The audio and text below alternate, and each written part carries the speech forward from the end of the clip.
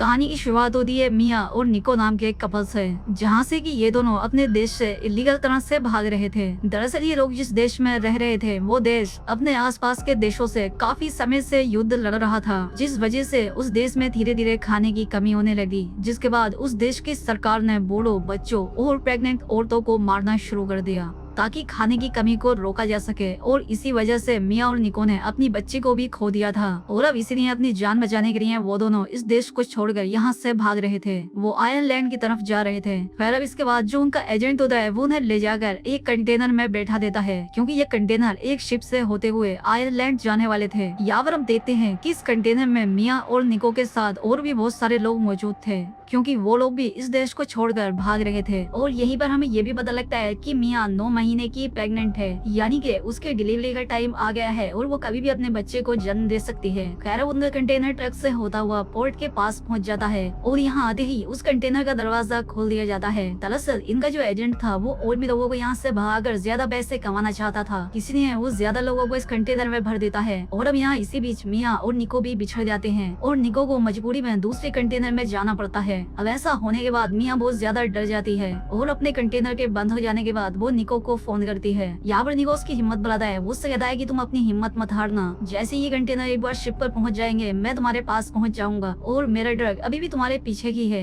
अब निको के समझाने पर मिया को थोड़ी तसल्ली हो जाती है। खैर अब इसके कुछ समय बाद मिया का कंटेनर उस पोर्ट पर पहुंचता है जहाँ से कि वो शिप में रखकर जाने वाला था, लेकिन यहाँ पर उन्हें एक चेक पॉइंट मिलता है जहाँ से पुलिस उनके कंटेनर की तलाशी लेने वाली थी। अब इनमें से जैसे ही उन पुलिस ऑफिसर का हेड उस कंटेनर को खोल कर देखता है तो उसे उसमें कोई भी नहीं मिलता। दरअसल उस कंटेनर के अंदर एक सीक्रेट कंपार्टमेंट भी था जहाँ पर वो सारे लोग छिपे हुए थे, लेकिन वो पुलिस वाला भी काफी चालाक था। वो समझ जाता है कि लोग सीक्रेट कंपार्टमेंट में छिपे हुए हैं, इसलिए वो लोगों से कहता है कि देखो तुम लोग खुद से बाहर आ जाओ, अगर तुम ऐसा करोगे तो मैं तुम्हें कुछ नहीं करूंगा, वरना तुम सबको मार दिया जाएगा। और तभी डर के मारे एक लड़की उस सीक्रेट कंपार्टमेंट का दरवाजा खोल देती है। मिया को यहाँ पर कुछ भी ठीक नहीं लग रहा था, इसलिए वो वहाँ पर आके 2 ऊंचे बॉक्सेस के ऊपर चढ़ जाती है ताकि नीचे खड़े लोग उसे देख ना पाए। लेकिन वो पुलिस वाला उस कंपार्टमेंट के खुलते ही उसके अंदर जितने भी लोग थे उस सभी को गोली उससे भून लेता है। इसके बाद सभी पुलिस वालों ने उस कंटेनर में से सभी लोगों की लाशें निकाल कर बाहर फेंक दी, लेकिन मिया अभी भी डरी हुई उन बॉक्सेस के ऊपर छिपी हुई थी। खैर अब वो पुलिस वाले उस कंटेनर से निकलकर उससे बंद कर देते हैं और मिया डरी हुई अभी भी उसी कंटेनर के अंदर थी। खैर अब थोड़ी ही देर के बाद मिया के कंटेनर को उस शिप पर लोड कर दिया जाता है और अब मिया की शिप आयरलैंड के लिए निकल पड़ती है। खैर अब मिया उस कंटेनर में बैठी हुई वहाँ के कुछ सामान को चेक करती है। यहाँ पर उसे कुछ खाने का सामान, एक ड्रिल मशीन और एक फोन भी मिलता है। खैर अब रात हो जाती है और मिया को भी नींद आने लगती है, इसीलिए वो सो जाती है। तभी आधी रात को अचानक से मिया की नींद खुलती है, क्योंकि उसका कंटेनर जोर जोर से हिल रहा था। और अब जैसे ही वो कंटेनर में बने छेद से बाहर देखती है तो वो पाती है कि उसका शिप एक बहुत ही भयानक समुद्री तूफान से गुजर रहा है। लेकिन ये तूफान और भी ज्यादा भयानक रूप लेता जा रहा था और आखिर में वही होता है जो नहीं होना था, ये पूरा शिप पलट जाता है, जिसकी वजह से शिप पर रहे सभी कंटेनर एक के बाद एक समुद्र में गिरने लगते हैं। और अब जैसे ही मिया का कंटेनर समुद्र में गिरता है उसे एक जोर का झटका लगता है और वो बेहोश हो जाती है। खैर थोड़ी देर के बाद जैसे ही मिया की आंख खुलती है वो पाती है कि उस कंटेनर में जो बॉक्स थे वो इधर उधर बिखरे पड़े थे, साथ ही उस कंटेनर में थोड़ा थोड़ा पानी भी घुसने लगा था। और अब जैसे ही मिया फिर से उस कंटेनर में बने छेद से बाहर देखती है तो वो पाती है कि उसके चारों तरफ पानी भरा हुआ है, यानी कि वो समुद्र के बीच में है। ये सब देखकर मिया बहुत ज्यादा डर जाती है और अपना फोन निकालकर अपने हस्बैंड निको को कॉल करने की कोशिश करती है, लेकिन उसके फोन की स्क्रीन बुरी तरह से डैमेज हो चुकी थी, जिस वजह से उसका फोन काम नहीं कर रहा था। अब इतने में ही मिया की नजर उस कंटेनर के नीचे वाले हिस्से में पड़ती है। यहाँ पर उसे 2 छेद दिखाई देते हैं जिनसे कि लगातार पानी अंदर आ रहा था और अब अगर जल्दी से मिया ने कुछ ना किया तो उसका कंटेनर पानी में डूब जाएगा। और अब इसीलिए मिया एक एक करके उस कंटेनर के सभी बॉक्सेस को खोलकर चेक करती है, जिनमें से कि किसी में ईयरफोन, तो किसी में टीवी, तो किसी में कपड़े थे, तो किसी में शराब की बोतल्स भी थी। तभी यहाँ पर मिया को एक टेप मिलती है और वो उस टेप से उन दोनों छेदों को बंद कर देती है। तभी वहाँ पर मिया को अचानक से कुछ लोगों की बाहर से चिल्लाने की आवाजें सुनाई देती हैं और अब जैसे ही मिया बाहर देखती है तो वो पाती है कि ये वही कंटेनर है जिसमें कि उसका हस्बैंड निको था। लेकिन मिया के देखते ही देखते वो कंटेनर पानी में डूब जाता है। ये देखकर मिया बहुत ज्यादा घबरा जाती है और वो एक दूसरे फोन में अपने फोन की सिम डालकर अपने हस्बैंड को कॉल करने की कोशिश करती है, लेकिन इसका भी कोई फायदा नहीं होता। अब अपनी ही आंखों के सामने अपने हस्बैंड को मरता देख मिया बुरी तरह से टूट जाती है और अब वो अपने हालातों से इतना परेशान हो चुकी थी कि एक बार तो वो सुसाइड करने के बारे में भी डिसाइड करती है, लेकिन फिर अपने बच्चे को याद करके वो ये ख्याल अपने मन से निकाल देती है। खैर अब थक हार कर मिया उस रात वहीं पर सो जाती है।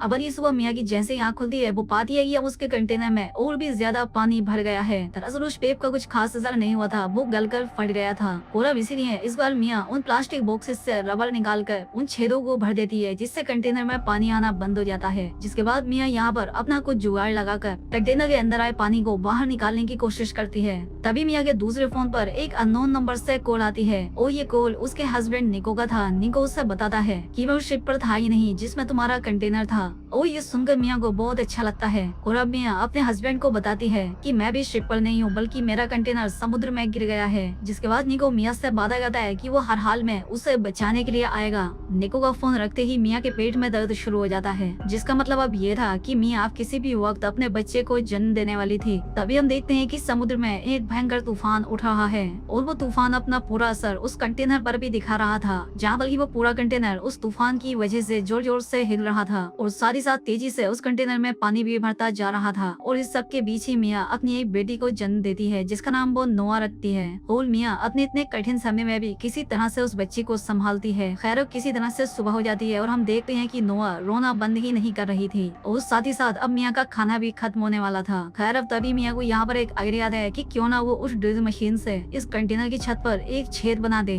ताकि वो उस कंटेनर से बाहर निकलकर कोई मदद देख सके। जिसके बाद मियाँ उस कंटेनर में ड्रिल करना शुरू कर देती है, लेकिन काम पूरा होने से पहले ही मियाँ की ड्रिल मशीन काम करना बंद कर देती है। जिसके बाद मियाँ एक छोटे चाकू से उस कंटेनर को काटने लगती है, लेकिन इतने छोटे चाकू से इतना मोटा लोहा काटते हुए मियाँ के हाथों में छाले पड़ जाते हैं। लेकिन मियाँ हार नहीं मानती और उस कंटेनर को काटने में कामयाब हो जाती है। और अब जैसे ही मियाँ उस कंटेनर से बाहर आकर खुले आसमान के नीचे बैठती है तो उसे बहुत अच्छा लगता है, क्योंकि वो कई दिनों के बाद सूरज की किरणों को महसूस कर पा रही थी। इसके बाद मियाँ अपनी बेटी को भी ऊपर ले आती है और धूप सेकने के बाद वो भी रोना बंद कर देती है। अब यहाँ पर मियाँ को समुद्र में कुछ मछलियाँ दिखाई देती हैं, जिन्हें कि वो पकड़ने की कोशिश करने लगती है, लेकिन शुरुआत में वो एक भी मछली नहीं पकड़ पाती। अब उसी वक्त मियाँ को आसमान में एक प्लेन जाता हुआ दिखाई देता है, जिसके बाद वो टीवी की स्क्रीन तोड़कर लाती है, लेकिन वो जैसे ही बाहर निकल रही थी उसका पैर बुरी तरह से फट जाता है, जिससे उसे बहुत ज्यादा दर्द होता है। लेकिन फिर भी वो शीशे की चमक को प्लेन की तरफ दिखाती है, लेकिन इसका कोई भी फायदा नहीं होता। खैर अब वो अपने जख्म के खून को बहने से रोकने के लिए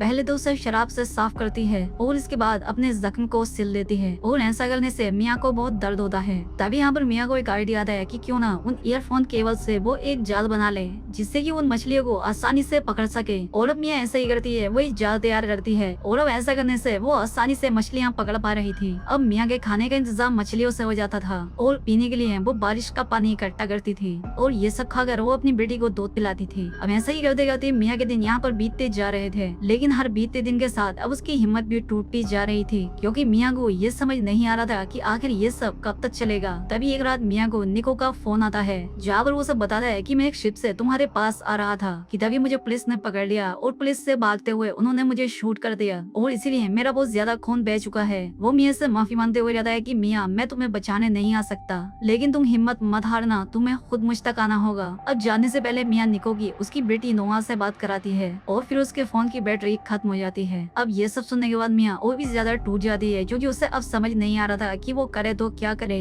लेकिन फिर भी मियाँ को किसी तरह से अपनी बच्ची के लिए जीना था और असल में मियाँ अभी तक जिंदा भी इसीलिए थी क्योंकि वो किसी भी हालत में अपनी बच्ची को बचाना चाहती थी। खैर अगले दिन जैसे ही सुबह होती है, मियाँ उन प्लास्टिक के बॉक्सेस से एक छोटी नाव बनाती है ताकि वो किसी भी तरह से अपनी बेटी नोआ को बचा सके। अब इस नाव को बनाते बनाते उससे रात हो जाती है। अब अचानक से रात में उस कंटेनर में अपने आप ही पानी भरना शुरू हो जाता है, जिसके बाद मियाँ अपना जरूरी सामान लेने के लिए उस कंटेनर में आ जाती है। अंदर आने पर उसका पैर इस कंटेनर में फंस जाता है, जिसके कुछ देर बाद वो कंटेनर पूरी तरह से डूब जाता है। दूसरी तरफ नोआ उस नाव में समुद्र की लहरों की वजह से उस कंटेनर से दूर हो जाती है। दूसरी तरफ कंटेनर के अंदर फंसी मियाँ किसी तरह से खुद को छुड़ाकर उस कंटेनर से बाहर आ जाती है, जिसके बाद वो सबसे पहले अपनी बेटी नोआ के पास जाती है और उससे देखती है कि वो ठीक है या नहीं। और अब इसी तरह उस छोटी नाव के सहारे तैरते तैरते अगले दिन की सुबह हो जाती है और अब मियाँ की हालत बहुत ज्यादा खराब हो चुकी थी, यानी वो मरने ही वाली थी। तभी हम वहाँ से गुजरते मछुआरों की एक बोट को देखते हैं, जो कि उस छोटी सी नाव को देख लेते हैं, जहाँ पर उन्हें सिर्फ नोआ मिलती है, यानी कि मियाँ समुद्र में डूब चुकी थी। लेकिन जब फिशरमैन की बेटी उस छोटी नाव से जुड़ी एक रस्सी को खींचती है तो उन्हें मियाँ भी मिल जाती है, जिसका हाथ उस रस्सी से बंधा हुआ था। वो यहाँ पर बेहोश होती है। ये लोग किसी तरह से उसे होश में लाते हैं